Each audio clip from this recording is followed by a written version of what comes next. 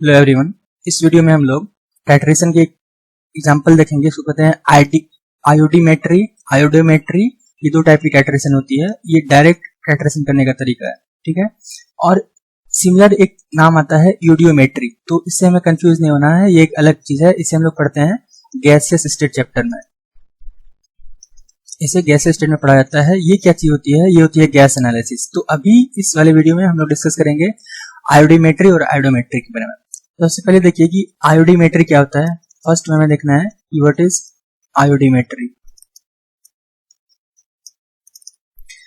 Iodimetry में जब हम आयोडीन सॉल्यूशन का टाइट्रेशन कराते हैं, हमारे पास आयोडीन सॉल्यूशन है और इसका हम लोग टाइट्रेशन कराते हैं H2O3 2- से, तो जो मुझे प्रोडक्ट मिलेगा, ठीक है ना। तो इसमें क्या होती है कि आयोडीन की ऑक्सीडेशन स्टेट यहाँ पर 0 है, तो आयोडीन के यहाँ पे आयोडाइड माइनस बनाते हैं, I- बनाएंगे, ठीक है। तो यहाँ पे आयोडीन की क्या हो रही है? रिडक्शन हो रही है। इसका मतलब ये कैसा काम कर रहे हैं? ये ऑक्सीडाइजिंग एजेंट का काम कर रहे हैं। और इसका क्या होगा? अगर इसका रिडक्शन हो रहा है तो इसका ऑक्सीडेशन होगा और ये रिड्यूसिंग एजेंट का काम करेंगे।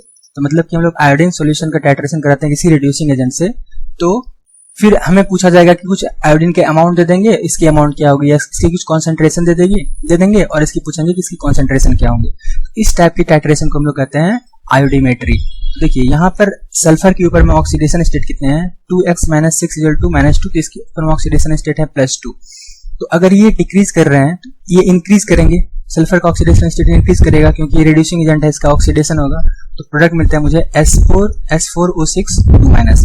यहाँ पर सल्फर के ऊपर ऑक्सीडेशन स्टेट कितने होंगे? तो 4x - 12 = -2 पर सल्फर 2.5 हो जाएंगे ऑक्सीडेशन स्टेट। तो आयोडीन का रिडक्शन हो रहा है और थायोसल्फेट में सल्फर का ऑक्सीडेशन हो रहा है। ये है ऑक्सीडाइजिंग एजेंट, ये है रिड्यूसिंग एजेंट। तो आयोडोमेट्री क्या हुआ? आयोडोमेट्री टाइट्रेशन हुआ। ये सिंपल एक रिडॉक्स टाइट्रेशन है। कैसे टाइट्रेशन है? This is a redox titration. और रिडॉक्स टाइट्रेशन है किसके बीच में? तो रिडॉक्स टाइट्रेशन है between iodine solution and thiosulphate, ठीक है। थायोसल्फेट आयन या थायोसल्फेट किसी भी फॉर्म में रहेंगे। फॉर एग्जांपल सोडियम के थायोसल्फेट रहेंगे तो हम लोग कहेंगे Na2H2O3, पोटेशियम के रहेंगे तो कहेंगे K2H2O3। तो अभी मैंने सिर्फ आयन लिखा है। इस तरह की टाइट्रेशन अगर कोई रहेगी तो उसको हम लोग कहेंगे आयोडीमेट्री, मतलब कि titration of any reducing agent with iodine. तो इसमें क्या करते हैं हम लोग?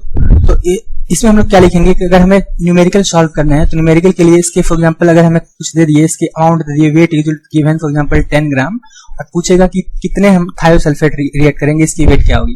तो न्यूमेरिकल सॉल्व करने के लिए क्या, या इसको पूछेगा कि कितने आयोडाइड आयन बनेंगे वेट और कितने ये बनेंगे, इसके वेट अगर पूछे तो हमें क्या करना है? सिंपली ये सिंगल स्टेप रिएक्शन है, law of chemical equivalence use करना है। और हम लिखेंगे कि number of gram equivalent of I2 will be equal to number of gram equivalent of H2O3 2- and this will be equal to number of gram equivalent of I- और वो हो जाएंगे equal to number of gram equivalent of S4O6 2-। मतलब हमें क्या कर देने हैं कि सारे के नंबर ऑफ ग्राम इक्विवेलेंट को इक्वेट कर देने हैं, ठीक है। तो इसके ग्राम इक्विवेलेंट क्या हो जाएंगे? इसके ग्राम इक्विवेलेंट हो जाएंगे आयोडीन के वेट बाय इक्विवेलेंट वेट। ये होता है फॉर्मूला ग्राम इक्विवेलेंट। तो मैं अगर आयोडीन का ग्राम इक्विवेलेंट निकाल रहा हूँ तो आयोडीन का वेट लिखूंगा और आयोडीन का इक्विवेलेंट वेट लिखूंगा। This will be equal to number of gram equivalent of thiosulfate, means weight of मुझे जो फाइंड करने हैं H2O3 2- के वेट डिवाइड बाय इसके इक्विवेलेंट वेट। ये किस चीज के? ये है H2O3 2- के। दोनों को इक्वेट कर दिया। क्वेश्चन में मुझे दिए हुए हैं कि वेट ऑफ आयोडीन कितने हैं। वेट ऑफ आयोडीन क्वेश्चन में दिए हुए हैं 10 ग्राम। अब देखिए इक्विवेलेंट वेट कितने होंगे आयोडीन के?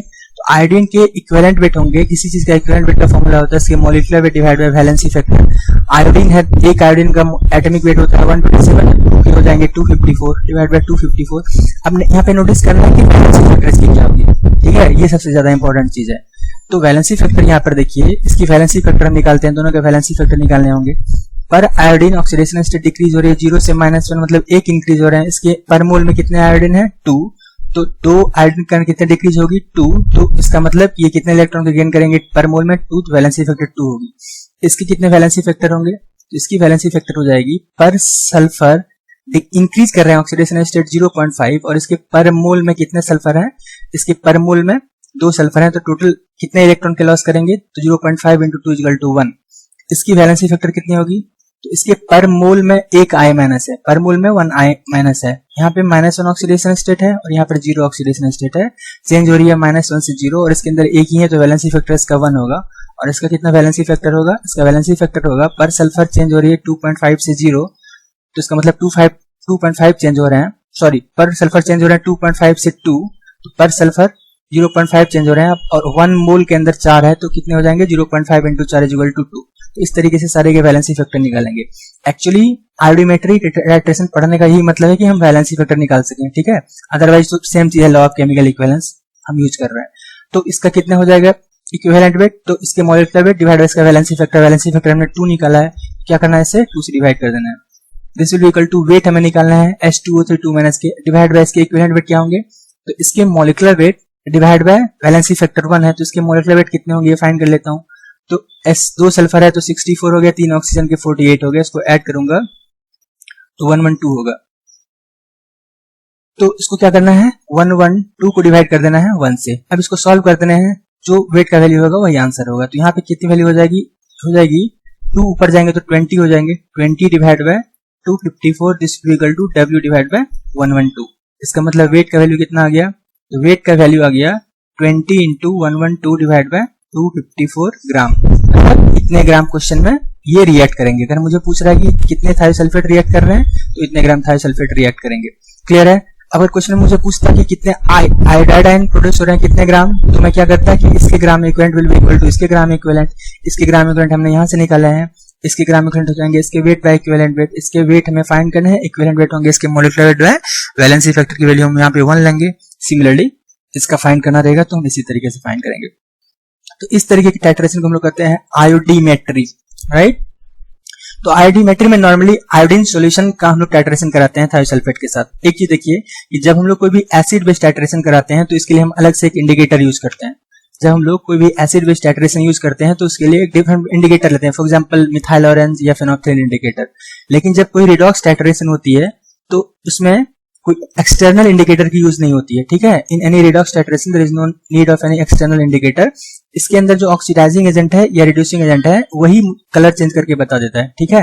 इसमें एक्सटर्नल इंडिकेटर नहीं लेना होगा। क्यों? क्योंकि आयोडीन मैं अगर लूंगा स्टार्टिंग ऑफ फ्लास्क में तो आयोडीन का कलर होता है वायलेट कलर, ठीक है। ये होते हैं वायलेट कलर के। तो इसका मैं ऊपर से ब्यूरेट से H2O3 2- डालूंगा तो एक पॉइंट आएगा जब सारे आयोडीन को ये कंज्यूम कर जाएंगे तो मतलब हमारे सॉल्यूशन से ये खत्म हो जाएगा। ये जैसे ही खत्म होगा तो मतलब हमारे पास सॉल्यूशन में ये बचेंगे। तो जैसे ही वायलेट कलर डिसअपीयर होगा तो मैं समझूंगा कि हमारे अंदर जो सॉल्यूशन में आयोडाइड था ये खत्म हो गया है, मतलब मुझे एंड पॉइंट मिल जाएगा, ठीक है। तो स्टार्टिंग में कलर इसका सॉल्यूशन का वायलेट रहेगा, अब बाद में क्लियर हो जाए, बाद में क्या होगा कि ये वायलेट डिसअपीयर हो जाएंगे, वायलेट कलर ये डिसअपीयर हो जाएंगे। तो इस तरीके से मुझे एक्सटर्नल कोई भी रिडॉक्स टाइट्रेशन में एक्सटर्नल इंडिकेटर नहीं लेने पड़ते हैं, राइट। तो ये है आयोडीमेट्री।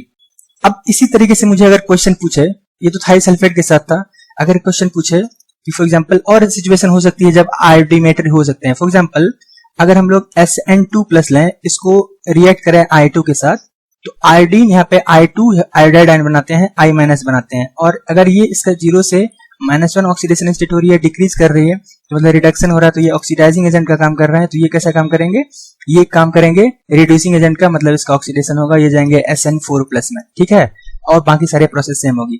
इसकी वैलेंसी फैक्टर कितनी होगी, वैलेंसी फैक्टर होगी पर SN के कारण चेंज हो रहे हैं 2 +2 से +4, 1 मोल के अंदर 1 है तो वैलेंसी फैक्टर 2। इसकी वैलेंसी फैक्टर कितनी होगी, तो पर आयोडीन के कारण चेंज हो रहे हैं 0 से -1 और 1 मोल में 2 आयोडीन है तो वैलेंसी फैक्टर 2 होगी। इसी तरीके से मुझे करना है, बाकी प्रोसेस सेम होगा। तो ये सब कुछ एग्जांपल है आयोडीमेट्री के। अब हम देखेंगे कि नेक्स्ट में आयोडोमेट्री क्या होते हैं, आयोडोमेट्री क्या होते हैं। तो देखिए आयोडोमेट्री भी है, इसमें हम लोग क्या करते हैं, आयोडीन से टाइट्रेशन कराते हैं, लेकिन वो इनडायरेक्ट वे होता है। मतलब हमने क्या कहा, हमने कहा कि इसमें भी हम लोग टाइट्रेशन कराएंगे आयोडीन के साथ ही, लेकिन हमारे पास सॉल्यूशन में स्टार्टिंग में आयोडीन नहीं दिए रहेंगे। हमारे पास क्या दिए रहेंगे, स्टार्टिंग में हमारे पास आयोडाइड आयन दिए रहेंगे। तो आयोडाइड आयन का एक बार हम लोग किसी रिड्यूसिंग एजेंट के साथ, किसी ऑक्सीडाइजिंग एजेंट के साथ हम लोग रिएक्शन कराएंगे, टाइट्रेशन कराएंगे, उससे हम लोग आयोडीन फाइंड करेंगे और फिर उस आयोडीन का टाइट्रेशन होता है थायोसल्फेट के साथ, ठीक है। तो ये क्या है, ये है iodometry indirect way of doing iodimetry. मतलब हमने क्या कहा, हमने कहा कि अभी हमें डायरेक्ट आयोडीन नहीं दिए रहेंगे। आयोडीमेट्री में क्या होता था कि डायरेक्ट हमारे पास आयोडीन रहता था, इसका H2O3 2 माइनस के साथ रिएक्शन होता था। अभी क्वेश्चन में क्या है, अभी हमें डायरेक्ट आयोडीन नहीं दिए रहेंगे। अभी क्या दिए रहेंगे कि फॉर एग्जांपल MnO4 माइनस है और हमारे पास आयोडाइड आयन है, ठीक है, इन दोनों का रिएक्शन हुआ है, इन दोनों का रिएक्शन हुआ है, आयोडाइड आयन है, अभी आयोडाइड आयन दिया रहेगा और फॉर एग्जांपल एसिडिक मीडियम है H+ है, तो ये इसका हम लोग रिएक्शन कराएंगे, इसका टाइट्रेशन कराएंगे I माइनस का MnO4 माइनस से, तो ये बनाएंगे हमारे पास Mn2 plus iodine plus water. तो इससे जो आयोडीन जनरेट होगी उस आयोडीन का फिर से हम लोग क्या कराते हैं, आयोडीमेट्री कराते हैं। फिर से टाइट्रेशन किससे कराते हैं, तो इस आयोडीन जो हमारे पास लिबरेट हुआ इसका हम लोग टाइट्रेशन कराएंगे H2O3 2 माइनस का। तो इससे हमें फिर से क्या मिलेंगे, इससे फिर से मुझे मिलेंगे I minus plus S4O6 2 minus. तो जो ये दो स्टेप में हुई है, फर्स्ट स्टेप ये, सेकेंड स्टेप। सेकेंड स्टेप क्या है, सेकेंड स्टेप में ऑलरेडी पढ़ चुके हैं, ये क्या है, ये है आयोडीमेट्री। तो इनडायरेक्ट वे कैसे है ये आयोडीमेट्री करने का, क्योंकि अभी हमारे पास डायरेक्ट आयोडीन नहीं दिए हुए क्वेश्चन में, या हम लैब में लेबोरेटरी में गए तो हमारे पास डायरेक्ट आयोडीन नहीं है, हमारे पास क्या है, आयोडाइड आयन है और कोई ऑक्सीडाइजिंग एजेंट है। तो अभी क्या करूंगा मैं, तो क्या करूंगा, तो पहले फॉर एग्जांपल हमारे पास MnO4 सॉल्यूशन है, तो MnO4 सॉल्यूशन से मैं टाइट्रेशन करा दूंगा I माइनस का, इससे मुझे I2 जनरेट मिलेगा और ये जो I2 मुझे मिलेंगे इसका मैं टाइट्रेशन कराऊंगा इस चीज के साथ, तो फिर मेरा आयोडीमेट्री यहाँ पे हो गया। तो ये डिफरेंस है between iodimetry and iodometry. Iodometry में भी हम लोग में ये चीज फाइनल में करने पड़ते हैं, बट स्टार्टिंग में आयोडीन नहीं रहते हैं। तो इसमें हमें क्या नोटिस करने हैं, इसमें नोटिस करने हैं वही चीज होंगे कि लॉ ऑफ केमिकल इक्विवेलेंस से ग्राम इक्विवेलेंट इक्वेट करने होंगे। तो ऐसे सिचुएशन में मैं क्या लिख सकता हूँ, ऐसे सिचुएशन में मैं लिख सकता हूँ कि number of gram equivalent of this H2O3 minus will be equal to number of gram equivalent of iodine, ऐसा हम लिख सकते हैं, ऐसा लिख सकते हैं। एंड ये जो आयोडीन जनरेट हुआ है कहां से लिया गया है, यहां से लिया गया है, तो this number of gram equivalent of I2 minus will be equal to number of gram equivalent of I minus, and number of gram equivalent of I minus will be equal to number of gram equivalent of MnO4 minus, ठीक है। तो numerical solve करने के लिए मुझे सारे के number of gram equivalent equate कर देना है, मतलब कि law of chemical equivalence use करना है, ठीक है। तो मैं क्या लिखूंगा, लिखूंगा number of gram equivalent of H2O3 2 minus will be equal to number of gram equivalent of iodine, this will be equal to number of gram equivalent of iodine, ये है, this will be equal to ये I minus and this will be equal to number of gram equivalent of MnO4 minus, मतलब सारे के ग्राम equivalent equate कर देना है। अब अगर मुझे क्वेश्चन पूछा जाए कि फॉर एग्जांपल इसके वेट दिए हैं, इसकी कॉन्सेंट्रेशन दी हुई है, इसका वेट दिया हुआ है, इतने वेट H2O3 माइनस हमने टाइट्रेट करा है, या हमें वेट दिया हुआ है इतने वेट आयोडाइड आयन प्रोड्यूस हुए हैं, इतने वेट आयोडाइड आयन प्रोड्यूस हुए हैं, तो कितने हमने MnO4 लिए होंगे टाइट्रेशन करने के लिए, ठीक है। तो हम लोग क्या करेंगे कि इसके ग्राम इक्विवेलेंट इक्वेट कर देंगे इज इक्वल टू आयोडीन की ग्राम इक्विवेलेंट, और इसकी ग्राम इक्विवेलेंट हो जाएंगे इज इक्वल टू MnO4 की ग्राम इक्विवेलेंट, सारे के ग्राम इक्विवेलेंट बराबर कर देंगे। या हमें क्वेश्चन में दिया हुआ है कि इसके इतने वेट प्रोड्यूस हुए हैं, तो कितने हमने आयोडाइड आयन स्टार्टिंग में लिया होगा, तो इसके gram equivalent will be equal to gram equivalent of I minus will be gram equivalent of I2, this will be equal to gram equivalent of I minus. तो सारे के ग्राम इक्विवेलेंट को equate कर देना है और हमारा न्यूमेरिकल सॉल्व हो जाएगा, ठीक है। तो क्या करना है, जितने चीज रिएक्ट की और जितने चीज प्रोड्यूस हुए सारे के ग्राम इक्विवेलेंट को इक्वेट कर देना है। अब पॉइंट यह है कि कुछ मैं पॉइंट्स लिख रहा हूं, इसको आप ध्यान दीजिए। सबसे पहला किया कि हमने अभी क्या किया कि पहले आयोडीन जनरेट किया है MnO4 माइनस से, तो MnO4 माइनस के ऊपर ऑक्सीडेशन, Mn के ऊपर ऑक्सीडेशन स्टेट +7 है, और यहाँ पर Mn के ऊपर ऑक्सीडेशन स्टेट +2 है, यहाँ पर आयोडीन के ऊपर ऑक्सीडेशन स्टेट -1 है, यहाँ पर आयोडीन के ऊपर ऑक्सीडेशन स्टेट 0 है, यहाँ भी आयोडीन के ऊपर ऑक्सीडेशन स्टेट 0 है, यहाँ पे सल्फर के ऊपर ऑक्सीडेशन स्टेट कितना है, तो +2, और यहाँ पर सल्फर के ऊपर ऑक्सीडेशन स्टेट +2.5, यहाँ पे ऑक्सीडेशन स्टेट -1। तो सारे की वैलेंसी फैक्टर कैसे निकालते हैं वो आपको क्लियर होना चाहिए, मैं बता दे रहा हूँ। MnO4 माइनस है, तो Mn की वैलेंसी फैक्टर कितनी होगी, MnO4 माइनस के अंदर 1 Mn है, पर एक Mn का चेंज हो रहा है +7 से +2, 5 चेंज हो रहे हैं, और एक MnO4 के अंदर एक ही Mn है, तो इसकी वैलेंसी फैक्टर कितनी होगी, मुझे अगर इसका वैलेंसी फैक्टर यूज करना होगा तो इसकी वैल्यू हम लोग कितने लेंगे, 5। I माइनस का वैलेंसी फैक्टर कितना होगा, यहाँ पर ऑक्सीडेशन स्टेट -1 है, यहाँ ऑक्सीडेशन स्टेट 0 है, और 1 मोल I माइनस के अंदर एक ही आई है, राइट, तो चेंज हो रहे हैं 1, तो इसकी वैलेंसी फैक्टर कितनी होगी, इसका वैलेंसी फैक्टर हमें 1 लेने होंगे। सिमिलरली अगर मुझे इसके वैलेंसी फैक्टर निकालने होंगे Mn2 प्लस की, तो वैलेंसी फैक्टर 5 हो जाएगी, क्योंकि +2 से +7 है, 5 का चेंज है और इसके अंदर एक ही Mn है। और I2 के अंदर कितने हैं, आयोडीन 2 पर चेंज हो रही है 0 से -1 और इसके अंदर 2 आयोडीन है, तो वैलेंसी फैक्टर इसकी हो जाएगी 2। सिमिलरली इस आयोडीन का वैलेंसी फैक्टर कितना हो जाएगा, 0 से -1 चेंज हो रहा है, 1 चेंज हो रहा है, 2 आयोडीन, तो वैलेंसी फैक्टर 2 और इसका वैलेंसी फैक्टर कितना होगा, एक सल्फर का चेंज हो रहा है +2 से +2.5, 0.5 चेंज हो रहा है, 2 सल्फर है तो कितना चेंज हो गया, टोटल चेंज हो गया 1, तो वैलेंसी फैक्टर इसकी 1 हो जाएगी। इस आयोडीन का वैलेंसी फैक्टर कितना होगा, -1 से 0 और इसके अंदर एक ही है, तो वैलेंसी फैक्टर 1 और इसका +2.5 से 2, 0.5 चेंज कर रहे हैं और इसके पर मोल में 4 हैं, तो कितने हो जाएंगे 0.5 × 4 = 2। इस तरीके से सारे के n फैक्टर हम निकालते हैं, ठीक है, तो n फैक्टर निकालना है और ग्राम इक्विवेलेंट इक्वेट करना है। अभी मैं न्यूमेरिकल देखूंगा, उससे चीजें और क्लियर होगी, ठीक है। तो अभी हमने क्या किया कि आयोडीन लिबरेट कराया है किसी एक चीज से जिसका की रिडक्शन हो रहा है, मतलब ये क्या है, ऑक्सीडाइजिंग एजेंट है। तो आयोडीन लिबरेट करने के अलग अलग तरीके हैं, मैं कुछ रिएक्शंस देख रहा हूँ, ठीक है। ये रिएक्शन अगर क्वेश्चन में रहेगा तो इसे देख के घबराना नहीं है, मतलब प्रोसेस यही करना है। आयोडीन लिबरेट करने के अलग अलग तरीके, क्या किस किस तरीके से हम लोग आयोडीन लिबरेट कर सकते हैं आयोडोमेट्री करने के लिए। तो एक तो हमने देखा कि MnO4 को एसिडिक मीडियम में आयोडाइड आयन से रिएक्ट करा देंगे। सेकंड हम क्या कर सकते हैं, अगर हमारे पास Cr2O7 2- का सॉल्यूशन हो, इसका भी अगर हम लोग आयोडाइड आयन से रिएक्ट कराएं एसिडिक मीडियम में, तो ये भी जनरेट करेंगे, लिबरेट करेंगे I2+, ठीक है।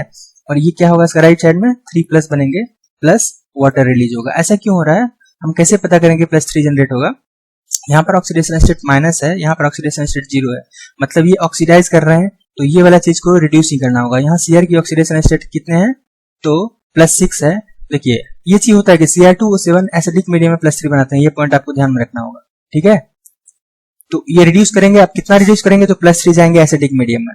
अब यहाँ से जो I2 मुझे लिबरेट मिला, उसको मैं रिएक्ट करा दूंगा थायोसल्फेट से S2O3 2- से, तो फिर से हो जाएगा हमारा आयोडीमेट्री, राइट।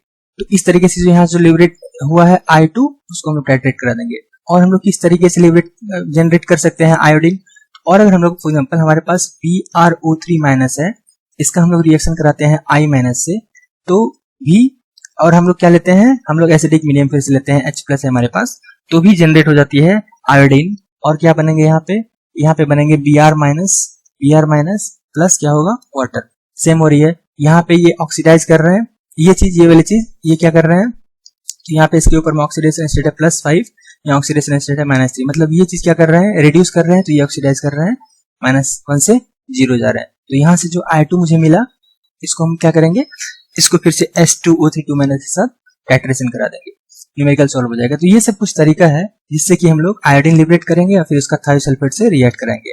सारे सिचुएशन में n फैक्टर आप निकालिए और सारे के ग्राम इक्विवेलेंट को इक्वेट कर दीजिए। अभी मैं इस पर एक न्यूमेरिकल ले रहा हूं, तो बातें और क्लियर होगी। क्वेश्चन है कि 10 ml ऑफ K2Cr2O7 सॉल्यूशन, हमारे पास क्या है, हमारे पास एक सॉल्यूशन है K2Cr2O7 सॉल्यूशन है, इसकी वॉल्यूम दी हुई है 10 ml। कह रहा है कि solution liberated iodine from Ki solution, मतलब कि इसको हम पहले Ki से रिएक्ट कराए हैं, तो ये क्या किया है, ये आयोडीन लिबरेट किया है। अब कह रहे हैं कि दिस लिबरेटेड आयोडीन, ये जो यहां से मुझे आयोडीन मिला है, इसको हम लोग टाइट्रेट कराते हैं किसके साथ, तो 16 ml of M/25 solution of thiosulphate, मतलब S2O3 2- के साथ हम लोग टाइट्रेशन कराते हैं, और इसका वॉल्यूम दिया हुआ है 16 ml और इसकी मोलरिटी दी हुई है 1/25 m। M/25 का मतलब हो गया कि 1/25 मोलरिटी इसका दिया हुआ है सॉल्यूशन। कुछ क्वेश्चन में पूछ रहा है कि calculate the concentration of K2Cr2O7, इसका हमें क्या पूछ रहा है, कॉन्सेंट्रेशन सॉल्यूशन इन ग्राम पर लीटर में पूछ रहा है, ठीक है। तो इसका मुझे क्या पूछ रहा है, अभी इसका कॉन्सेंट्रेशन पूछ रहा है, लेकिन मोल पर लीटर में नहीं, ग्राम पर लीटर में हम लोग कर देंगे।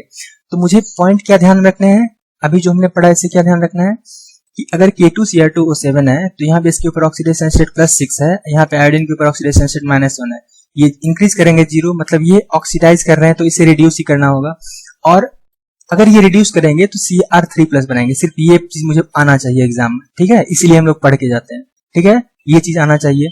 सेकेंड क्या है कि अगर I2H2O3 2- से रिएक्ट करती है, तो ये क्या बनाएंगे, ये आयोडाइड आयन बनाएंगे, और ये क्या बनाएंगे, ये S4O6 2- बनाएंगे। सिर्फ इतना पॉइंट जो है ये फुल रिएक्शन मुझे क्वेश्चन में नहीं दिया रहेगा, ये मुझे लिखने होंगे, ठीक है।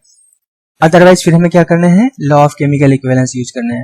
अभी मैं क्या लिखूंगा, मुझे किसके किसके बीच में रिलेशन स्टेब्लिश करना है, मुझे रिलेशन स्टेब्लिश करना है बिटवीन S2O32- क्योंकि इसके वॉल्यूम और कॉन्सेंट्रेशन दी हुई है, और K2Cr2O7 क्योंकि इसके कॉन्सेंट्रेशन निकालने हैं। तो मैं क्या लिख सकता हूँ, मैं लिख सकता हूँ कि नंबर ऑफ, अभी मिली इक्विवेलेंट लिखेंगे क्योंकि वॉल्यूम मिलीलीटर में दिया हुआ है, ग्राम इक्विवेलेंट तब यूज करेंगे जब लीटर में दिया हुआ है, ठीक है, क्योंकि 1 ग्राम इक्विवेलेंट में 1000 मिली इक्विवेलेंट होते हैं।